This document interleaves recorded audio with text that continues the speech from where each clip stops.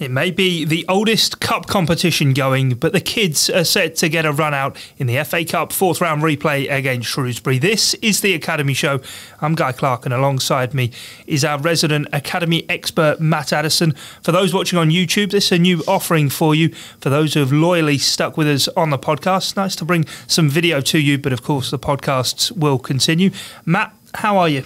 Very good, thanks, Guy. Yeah, ready to catch up with some exciting Academy action after a few weeks away. So, yeah, exciting stuff. And there is plenty to talk about, no less the FA Cup game with Shrewsbury Town that we will get to. What an opportunity that will be at Anfield for the youngsters. But before we get into all of that, we're going to have a look back on, since the last time we had an Academy show, how the young sides have been getting on, both the under-18s, the under-23s, and even those sort of on the fringes of the first team. And then, of course, we will look in some depth towards the Shrewsbury game at Anfield. But we best kick off then, pick up where we left off really, and checking in on the under-18s and how they've been getting on.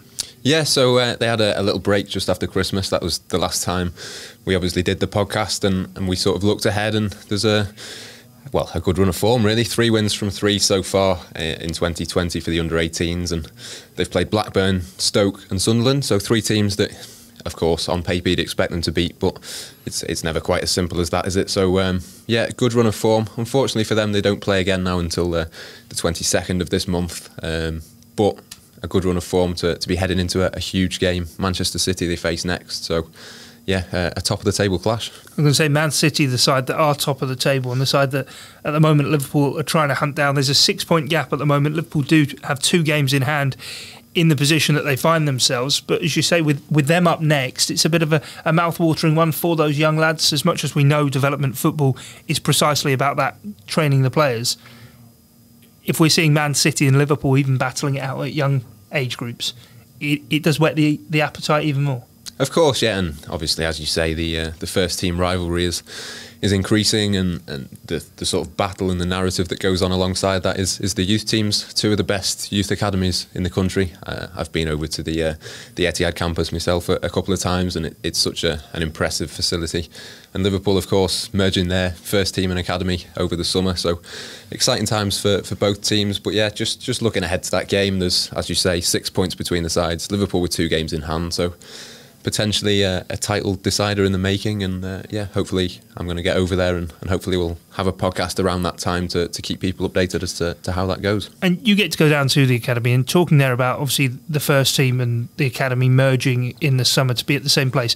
For the under-23s, there's obviously clear practicalities, which we'll obviously touch on with how often the 23s have actually even been drafted in to play first team fixtures this season. That makes sense for why Liverpool would want to bring them together from that age group. But the under-18s included as well.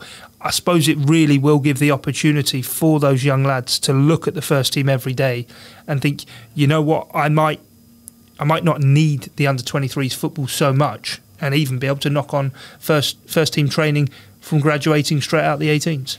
Yeah, definitely. There's been a few examples of players who've jumped straight up. Trent Alexander-Arnold, for example, went from the 18s basically straight into the first team and started playing there. Obviously because of his age and his inexperience, and he's done absolutely fantastically well, as everyone will know. So yeah, just for these players to be able to walk into the same training ground, the same sort of facilities as the first team, and to be able to, you know, physically see, you know, that's where I want to be. I think, you know, that can only be a good thing. How much of a tangible difference will it make? I'm not too sure in terms of the progress and the development, but, you know, it's certainly not a bad thing for them to be able to be training alongside world-class stars and sort of aspiring to go and join in, you know, Jurgen Klopp's first team training sooner rather than later. We're getting sort of, I suppose, a feeling with the 18s as well. You mentioned how Man City and Liverpool both battling out at the top of the table are 2 sides who have 2 of the best academies in the country now, and that certainly is shown even by the results. But it's something now that even consistently over a couple of seasons, this isn't now just a Liverpool got this feel-good factor from the top running down. It actually seems as though everything is built now for long-lasting success, hopefully, at both first team and even down to the 18s. Yeah, I mean, not all of these youth players are going to go on and play for Liverpool, of course. That's never, ever going to be the case, but there's almost a bigger group who've got a real chance at the moment than I can remember for a long time, not just at Liverpool, but at any club, really. And yeah, I think it starts at the top. It starts with Klopp being able to say, well, you know, if you are good enough, I'm not going to go out and buy someone for the sake of it. You know, he's done that with Trent, for example. He's just said, you know, Trent is, what was he, 18 when he first came into the Liverpool team. He didn't go out and spend 20, 30 million on a right back. He just said, well, you know, we've got this 18-year-old, let's give him a go. And it paid dividends. So it starts at the top. Then you've got, obviously, Alex Inglethorpe, Neil Critchley, Barry Lutus, who do a fantastic job with the academy, and many, many other people as well involved there.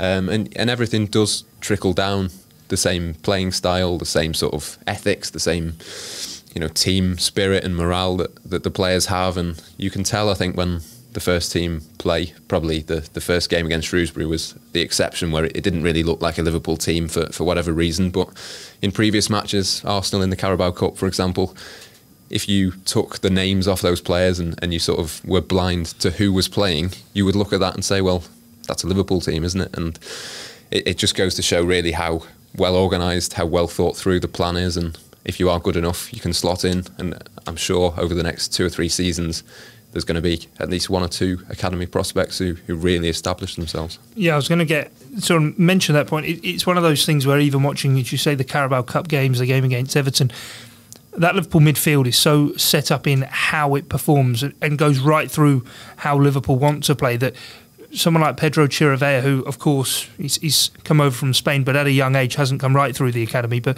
you can tell that since Klopp's been here, for the 4 or 5 years that Jurgen Klopp's been here, De Rivera has been in and around the place. And you can tell that he is taking on the principles that are asked of him.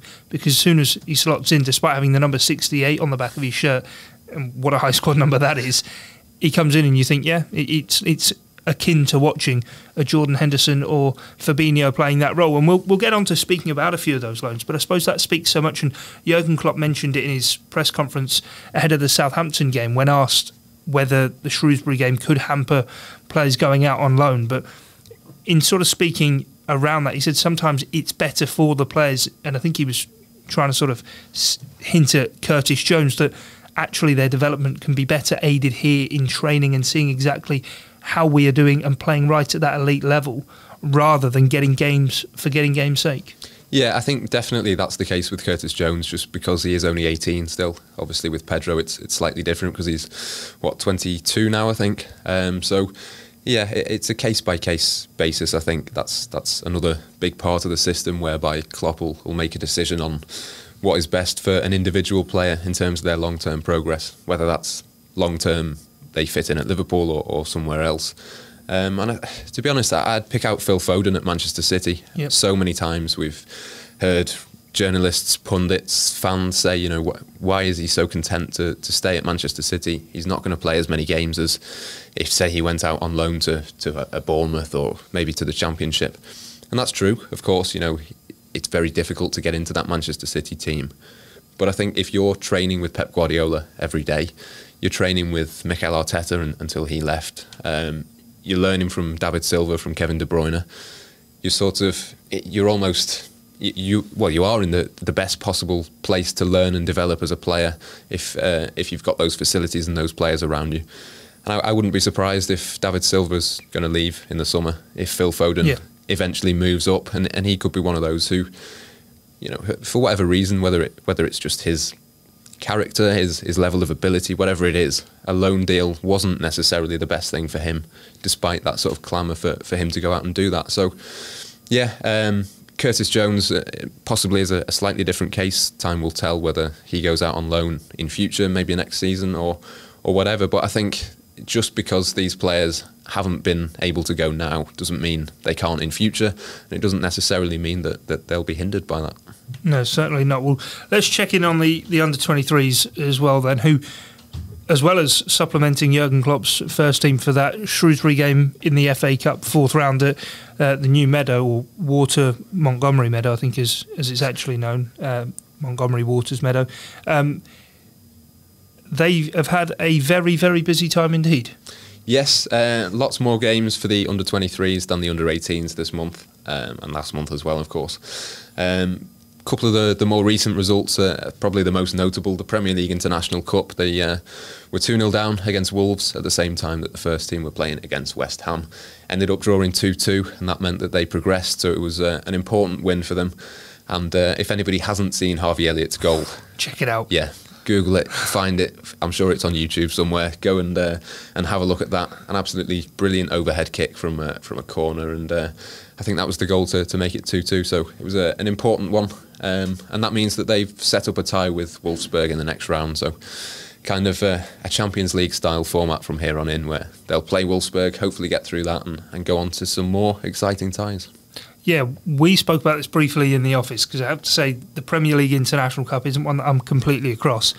And you were trying to explain the format to me. It is complicated. We'll try not to go sort of into too much depth on it. But the fact that you say Premier League and then International Cup is why Wolfsburg are in it, because they're not a Premier League side, but they are one of the international participants. Yeah, so the Premier League International Cup, not to be confused with the Premier League Cup, which is a separate competition. Easily done, yes. But yeah, the International Cup is essentially English teams primarily. I think it's about 50% English teams and then 50% teams from other countries. Wolfsburg, for example, being one of those teams. And yeah, similar to the Champions League in terms of there being a group stage.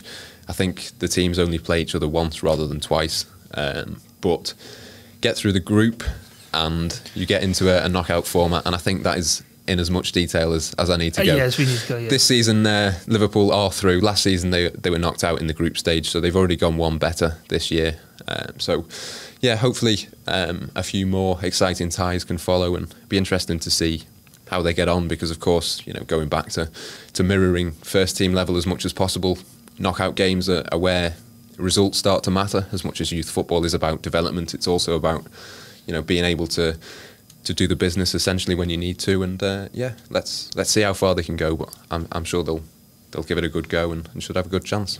And in the league, we mentioned the under-18s are trying to knock Man City off top spot, but another club who have got rich, I suppose we could say, traditions now of producing young players who perhaps don't always make the step up, at Chelsea. They're the side leading their way in the Premier League 2 Division 1 that Liverpool compete in. Chelsea are top on 32 points from 16 games played. They're unbeaten. They've won 8, drawn 8. Liverpool down in 5th, but back-to-back wins. And as you said, the most recent of those was against the side just above them in 4th. Yeah, so most recently, well, on Saturday, in fact, they beat Arsenal by 3-0 at the Academy. A few players missing. Neil Critchley actually made 10 changes for that game. So, to go and beat a team as good as Arsenal are, particularly at youth level, with that many changes having been made, probably with at least one eye on Tuesday night, which we'll come to shortly. Yeah, really impressive result. A clean sheet, which is something that certainly the 23s, but the under-18s as well, earlier in the season, weren't necessarily getting with regularity. So it's good to see that. And yeah, Morgan Boys, not only did he get a clean sheet, scored the opening goal. Varasanovic and Louis Longstaff as well on the score sheet. So yeah, exciting times for those players, and as I said, possibly a hint for who will play against Shrewsbury as well. Yeah, we'll get on to the Shrewsbury game very shortly indeed. Obviously, that's going to make up a bulk of what we are talking about on this podcast. But in terms of that win against Arsenal, 10 changes, and we'll move now into sort of talking about the loan window, because you said before about 23s is when the shift goes from purely development into thinking about results. But I suppose one of the aspects the players can get used to, more so I'd say in the 23s than any other team, is the amount of alterations and changes that they're going to see. And especially after you've had a transfer window where the under-23 squad, now the makeup of it, looks quite a lot different to what it did going into the window, which could be akin to if any of these players do end up joining League One sides, like perhaps Shrewsbury later on in their careers, or do play in the Football League. Squads can get turned around and flipped around quite a lot window to window. And they've seen a lot of players, even thinking of the likes of Herbie Kane, of course, going out one of the senior players. All of a sudden, there's now opportunity opens up for other lads to come in and fill.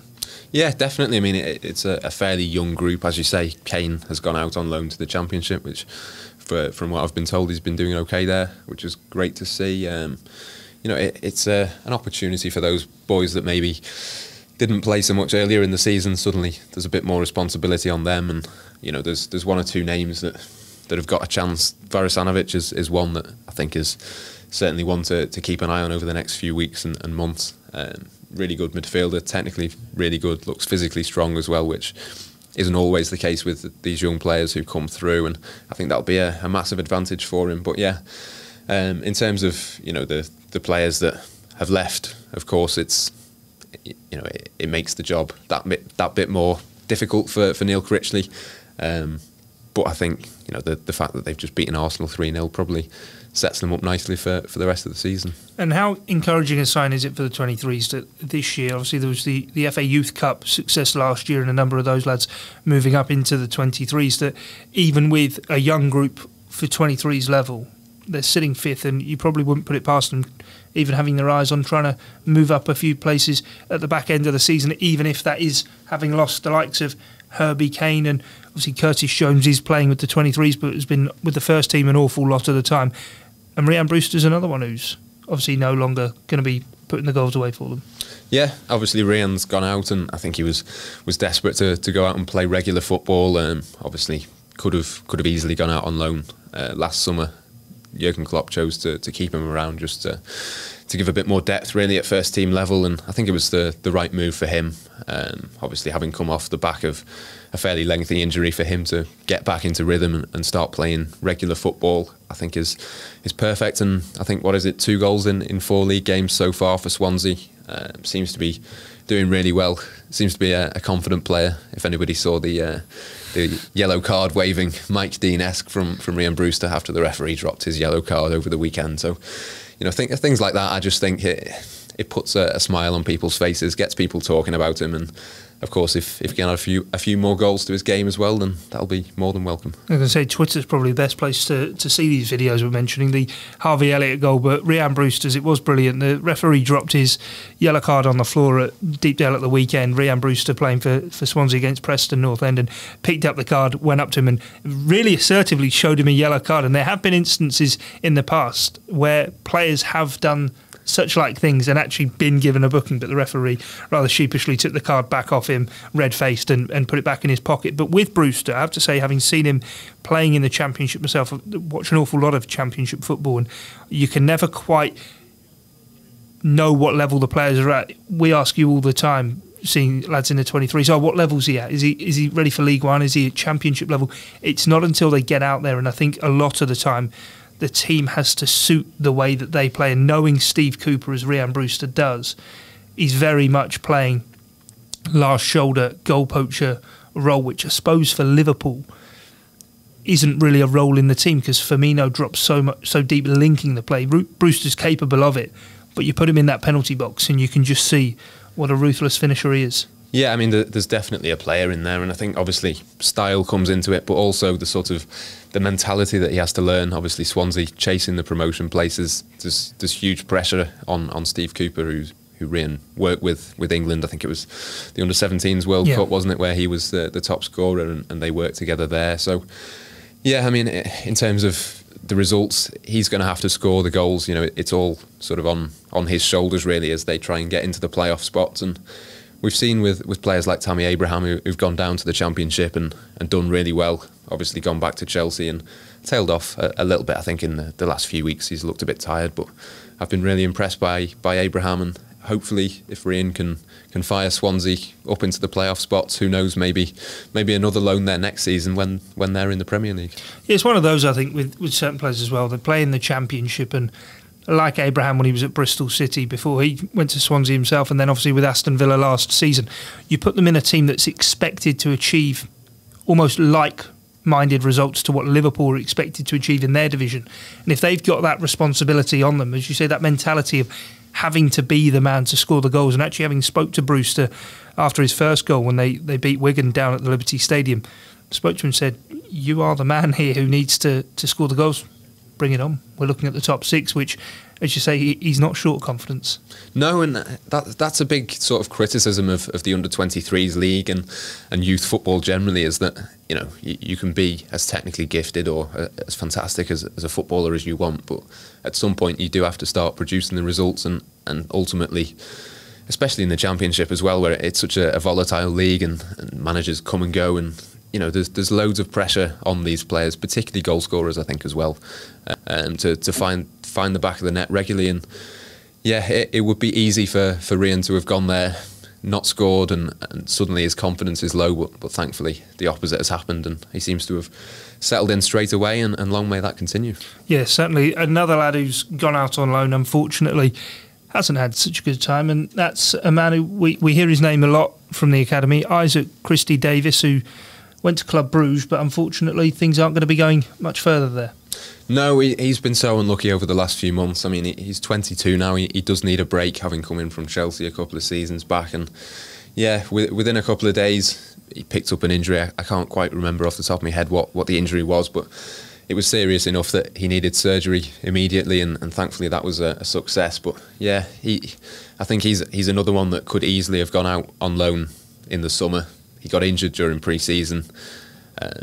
He was out for a few months then as well, and I saw him at the academy and a few times actually, sort of in and around the buildings and just watching the matches. But he was on crutches for a number of weeks, and it must be so frustrating when you're at that age to not be able to get onto the pitch and do what you need to do. And yeah, he got his move. He obviously went over to Belgium and would have been massively excited to get over there and get started, and then within a couple of days another setback. So yeah, it must be tough mentally for him. Hopefully he can get himself back fit, playing, and maybe have another go at a different loan maybe next season. But yeah, how unlucky can you be to get two injuries at such a crucial time? But yeah, we wish him all the best. Yeah, we certainly do wish him all the best and hope for a speedy recovery there. But let's then get into the real meat of this episode here on the Academy Show. We've got a bit waylaid talking about loans and the development for young players, but that's everything that we do here on the Academy Show. Let's talk Shrewsbury then, a side sitting in League One with a few experienced faces of EFL football, but also a number of players who will have been in similar positions to a number of these young Liverpool players who have come through at the likes of Manchester United. Also, you've got other players in there, Bristol City, Max O'Leary, who's their goalkeeper, is currently on loan with them, as is Callum Lang from Wigan. Dave Edwards, a former Wolves player in the Premier League. They are a battle-hardened side, and a side that do know sort of the ropes. Brilliant opportunity for this young side to take them on at Anfield. Yeah, a fantastic opportunity. I'm really excited actually to see what happens. I think it's so hard to predict, how the game's going to go, and sort of, as we mentioned before, really about players who like Rhian who dropped into the Championship. You wonder, what level are these players at? You only know that when they come up against these sides, and I think it's going to be a fascinating game. I think it'll be made slightly easier by the fact that these players will have played together before. It's not like they've joined a new team and have to go in it. The likes of Harvey Elliott, Curtis Jones, we expect that they'll play, and they've obviously played at Anfield many times before, whether that's for the youth teams or for the senior team as well. So yeah, it's a huge challenge, I think, but I don't think any of them are going to be overawed or anything like that. I think they're just going to enjoy it. Hopefully, score at least once or twice, and who knows? I mean, I think Shrewsbury coming into it will be looking at this as being a chance that they'll never get again. They can come to Anfield, potentially win the match given the team that Liverpool are going to put out. But yeah, it's a massive opportunity, I think, for one or two of these young boys, and we're going to come into it in more depth in terms of team selection shortly, but certainly for one or two of these players, it might be the one big chance for them to play at Anfield and put down a real marker. Opportunity in so many different ways. Opportunity to impress the manager, although he won't be taking the game, as we well know, it will be Neil Critchley, but opportunity to play in front of the home fans. And even, I sort of look at it, I don't know how you do, Matt, that this is even an opportunity to impress EFL clubs, because we've done the maths, we know the maths. Not all of these players are going to come through at Liverpool. And if they play well and impress in this game, who knows in the summer if Shrewsbury are looking for a left-back, Yasser Larouci might get the opportunity to go and play regular first-team football in League One, which is not a level to sort of be sniffed at for a player like him. You look at the two sides that played in the initial game in the fourth round, and 7 of the 18 were under 23 or academy players for Liverpool. We're expecting obviously an awful lot more, but mentioned just Larouci there before. He's a guy who, it's fair to say, struggled in the first game, but at home at Anfield, an opportunity in a place where it might suit him. Yeah, Larouci, we believe, actually is injured. He's injured, so he isn't going to feature. No. But yeah, the same sort of thing applies for several of these players. I think Adam Lewis is probably the favourite to come in and replace Yasser. Never played a senior game for Liverpool again, been so unlucky with injuries, and has been on pre-season tours. Yeah, he's played for the first team in non-competitive games. So I think he played last summer. Certainly played, I think, against Tranmere. Possibly played over in America as well. Yeah. But yeah, certainly, for him to get a competitive game, we'll touch on him again shortly. But yeah, it's a huge chance for these players, as you say, to potentially not just to impress, obviously, those at Liverpool, and that's the ultimate dream for all of them, is to go on and play for the club. But there's a little bit of a wide range of ages that we expect to see, some more experienced than others. But yeah, what an opportunity to be able to grab with both hands. We'll try and go through the lineup shortly, but in terms of the games we've already seen the kids in this season, we saw them against Arsenal at Anfield in the Carabao Cup. Curtis Jones scoring the decisive penalty, brilliant moment for him in that game. Obviously saw very much the kids against Aston Villa in the 5th round of the Carabao Cup, or the quarter-final of the Carabao Cup, which didn't go to plan. And then the game against Everton in the 3rd round of the FA Cup, and a few sprinkled in for the 4th round against Shrewsbury, the first tie against them. It seems as though the squad's going to be a bit of a blend of the 4 outings we've seen from a number of the youngsters already. Yeah, again, that's what makes it so difficult to predict, really, heading into the game. But I'd imagine it'll be a stronger, or certainly more experienced team than we saw against Aston Villa, but probably, well, definitely not quite as strong and experienced as we saw against Everton. Adam Lallana was fantastic that day. Obviously, he's not going to be there. No first team players at all, which is a separate conversation, but certainly for me personally, the right one from Jurgen Klopp. And yes, it's a huge chance for the young players, and there's pressure in the sense that they need to get a result if they're going to stick around and have more matches at Liverpool. But it's also a chance that they shouldn't really turn down just to enjoy, really. Not any first team players sort of per se for Liverpool, as in guys who would never feature in the under-23s bar coming back from injury. But there are a few faces that we are becoming familiar with now. Obviously, Caoimhin Kelleher is a guy who's been in and around the training group for an awful long time, and I think was named on the bench in the Champions League final when obviously basically the whole squad gets named. Remember him going and picking up a medal. Nico Williams, we've seen a handful of times already this season and looks really good. Chirivella will probably be the most experienced, but at the top end of the pitch you've got the excitement of Jones and Elliott once more. Yeah, exactly. I mean, even though we say there's no senior players, there's certainly a number of recognisable names. Curtis Jones certainly doesn't lack any confidence. Harvey Elliott as well, and I think for Harvey in particular, I didn't think he had the greatest of games in the initial game against Shrewsbury. So it's a chance for him at Anfield to sort of not put it right, because he didn't have a terrible game by any stretch. But it's about finding that consistency, isn't it? But yeah, certainly for somebody of his age, he's always going to be slightly inconsistent and slightly up and down, and that's absolutely fine. That's perfectly natural. I think over the next sort of, well, certainly starting with this Shrewsbury game, it's an opportunity for him to sort of put right the wrong of the first tie, if you want to put it that way. And yeah, you wouldn't be surprised to see him get a bit more of the ball, and hopefully he can fire Liverpool to a win. Yeah, it is one of those where against the same opposition, whilst he obviously can't go back and redo his performance against Shrewsbury away from home, up against the same opponent, it'd be nice to see him sort of really in full flow and hopefully score one of those bicycle kicks again from a corner. But we'll have to wait and see with that. I also think a player like Pedro Chirivella, this is a big game for him, because both he and I suppose Curtis Jones in many ways.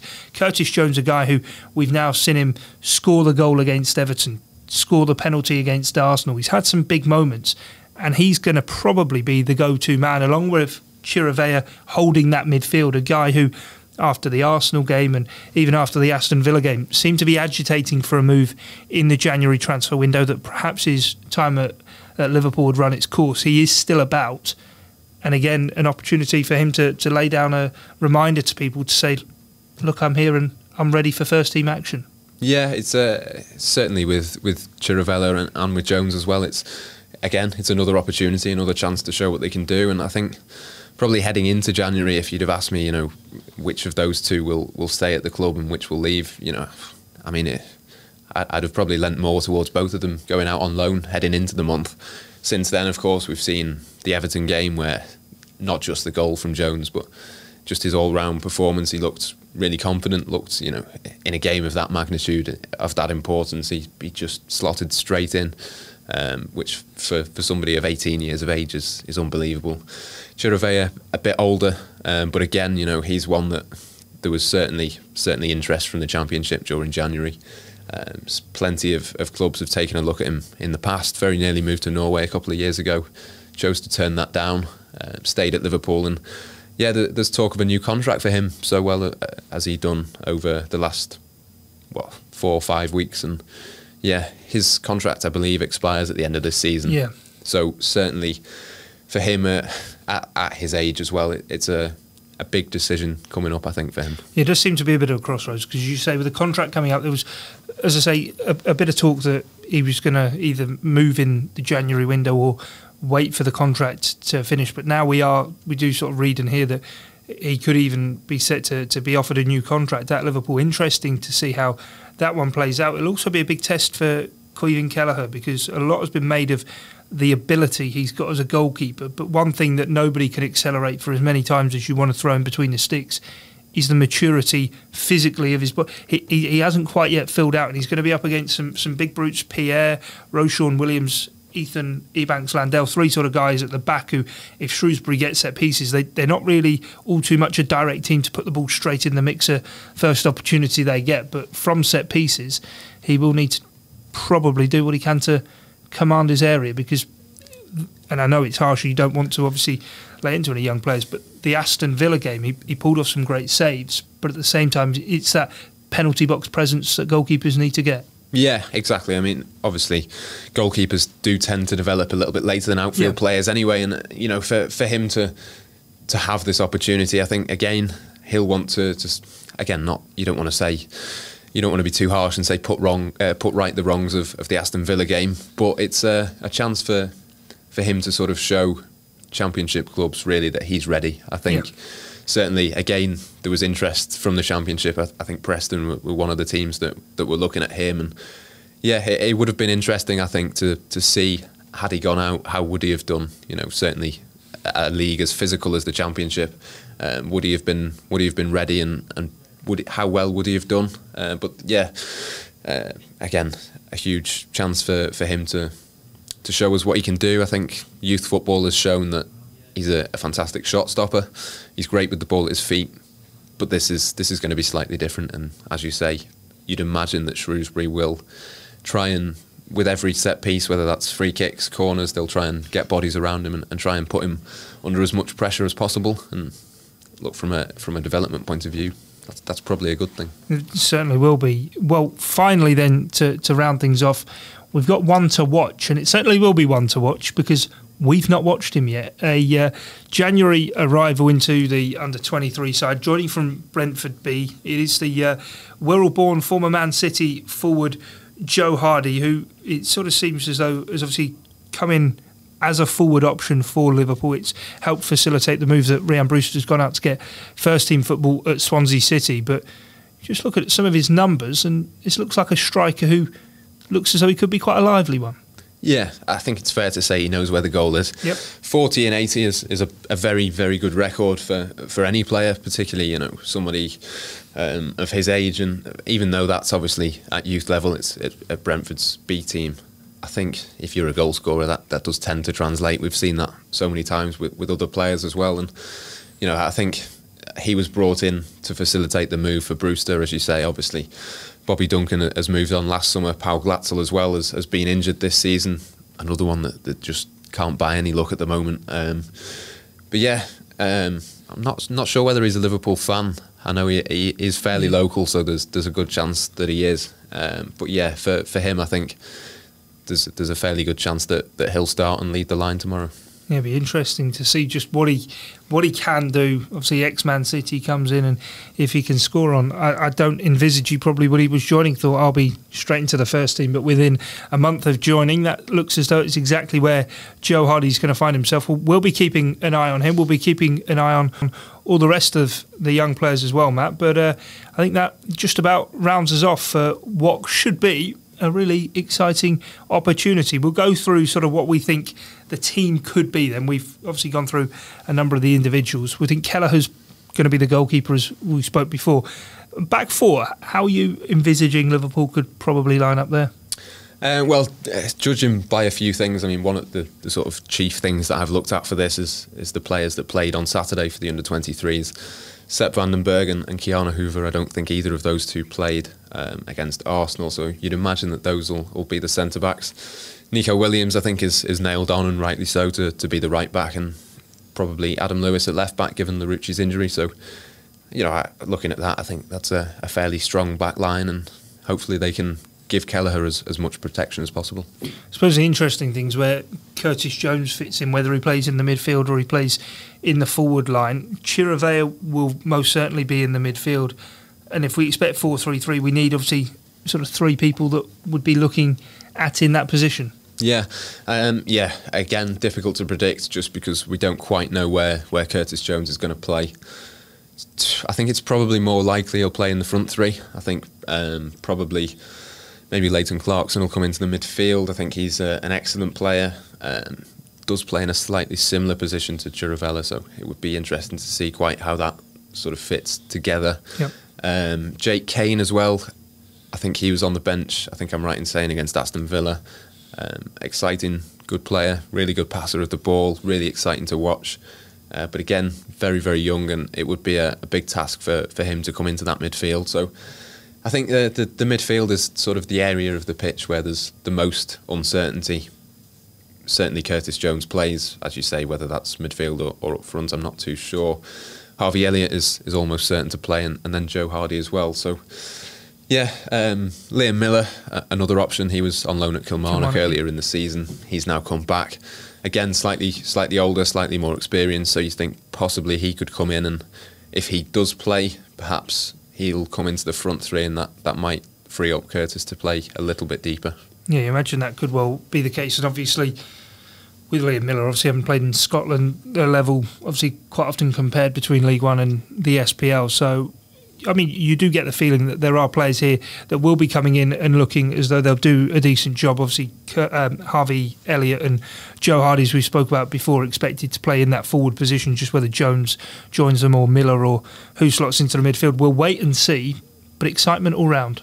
Yeah, definitely. I mean, obviously, looking from the outside, no senior players. You think it's a very inexperienced side, but certainly Liam Miller has played for Canada's national team, I think, at senior level.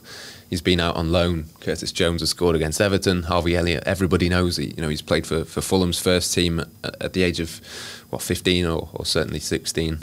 So yeah, exciting times for the academy, and for Neil Critchley as well. I think deserves a mention for the fact that he's going to be managing this group, and look, whatever team he puts out, it's almost a win-win situation for him in that he gets another chance to be Liverpool's senior boss and to get the experience, not just for him but for the players as well. It's going to be a fascinating watch. Yeah, we spoke about plenty of opportunity, and that is exactly what it's going to be for Liverpool against Shrewsbury at Anfield in the fourth round replay of the FA Cup. We hope that they can obviously make it through to the fifth round, and we'll be keeping an eager eye on it. Well, thanks a lot for joining us here on the Academy Show. Wherever you get your podcasts and your audio on demand, do feel free to leave us a rating and review, and so too on YouTube. If you want to leave us any comments in the comments section, any academy players you want to know more information about, just ask us in there, and next time we get together for one of these academy shows, which will hopefully now be a semi-regular occurrence here on the Blood Red channel, we'll get round to answering as many of your questions as possible. From myself, Guy Clarke, and Matt Addison, though, it's thanks a lot for listening and watching, and until next time, bye for now.